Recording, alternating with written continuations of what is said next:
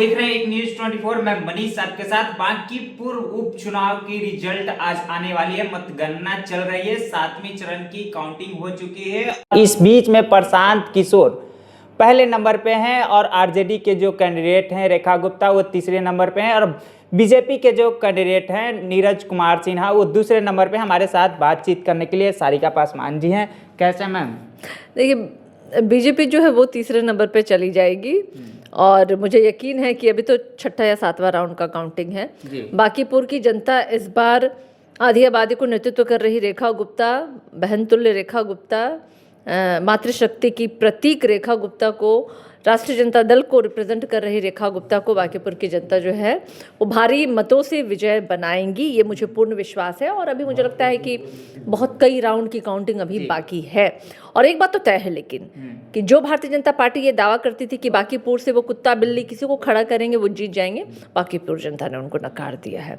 वो भारतीय जनता पार्टी जो दावा कर रही थी कि बांकीपुर की जनता में उनका किला है, गढ़ है, गढ़ तो है, वो गढ़ तो ध्वस्त हो गया एकदम बुरी तरीके से। क्योंकि आपने 40 साल उस सीट को कॉलेजियम सिस्टम की तरह अपने पास रखा। मतलब हम लड़ेंगे, मेरे बेटा लड़ेंगे, बेटा के बाद बेटा का बेटा लड़ेगा। ये परिपाटी जो है बांकीपुर के विधानसभा पे ये करते आए हैं। तो मुझे लगता है कि बांकीपुर की जनता, हाईली लिटरेसी दर भी बांकीपुर में बहुत है, पढ़े लिखे लोग हैं वहाँ पे, उन्होंने भारतीय जनता पार्टी को एकदम नकार दिया है। तो ये मुझे लगता है कि भारतीय जनता पार्टी के लिए बहुत अलार्मिंग सिचुएशन है।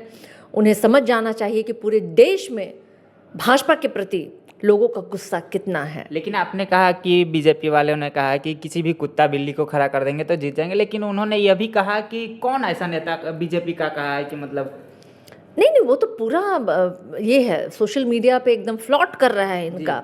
अभी तो मुझे ये भी सुनने को मिला है कि वो अधिकारियों को भी धमका रहे हैं कि हमारे पक्ष में तुम रिजल्ट करो। कौन से अधिकारी?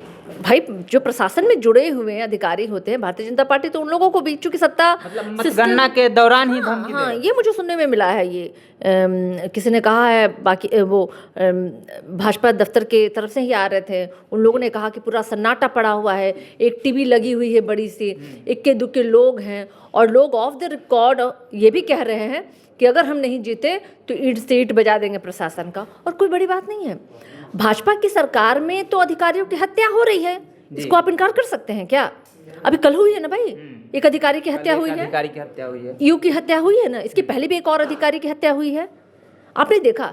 तो भाजपा में अगर अधिकारियों की हत्या हो जाए तो ये कोई बड़ी बात नहीं है, क्योंकि जब प्रदेश का मुख्यमंत्री ही अपराधी हो तो अपराधियों का मनोबल तो बढ़ना ही बढ़ना है भाई। तो सबसे महत्वपूर्ण बात यह है कि बांकीपुर की जनता ने भारतीय जनता पार्टी को बुरी तरीके से नकारा है। अगर प्रशांत किशोर यहाँ से निकल जाते हैं तो बिहार की राजनीति त्रिकोणीय हो जाएगी। विपक्ष दो दो तरह की देखने को मिलेंगे, एक प्रशांत किशोर भी, एक आरजेडी भी। तो इसको कैसे देखते हैं? हम तो त्रिकोणीय क्या, चार कोणीय कह दीजिए आप। भाजपा है, जदयू है, आरजेडी, नहीं, अब 5 कोणीय, 6 कोणीय, जितने दल हैं 7 कोणीय कहिए।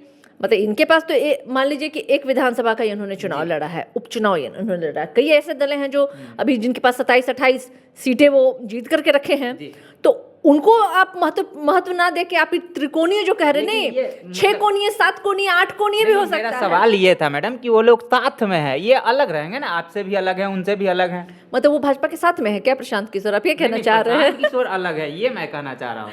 नहीं, अलग कोई नहीं है। भारतीय जनता पार्टी की ही विचारधारा पे प्रशांत किशोर हमेशा काम करते आए हैं। और आप भूलिए मत कि प्रशांत किशोर जो है ना, ही इज़ अ दलाल।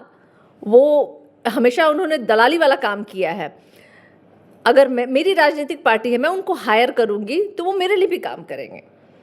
उन्होंने हर पार्टी के लिए लगभग काम किया है जी। तो अब ऐसे लोगों की क्या विश्वसनीयता जिनका अपना कोई विचारधारा ही नहीं है? ऐसा दल, कम से कम हमारी पार्टी राष्ट्रीय जनता दल, हम कहते हैं गरीबों का बल राष्ट्रीय जनता दल, हम समाजवादी हैं, हम समानता की बात करते हैं, हम दलितों की, पिछड़ों की उत्थान की बात करते हैं। एटलीस्ट हमारी पार्टी की आइडियोलॉजी है जी, शुरू से लेके आज तक है, कोई उसे हिला नहीं पाए। आपकी आइडियोलॉजी क्या है?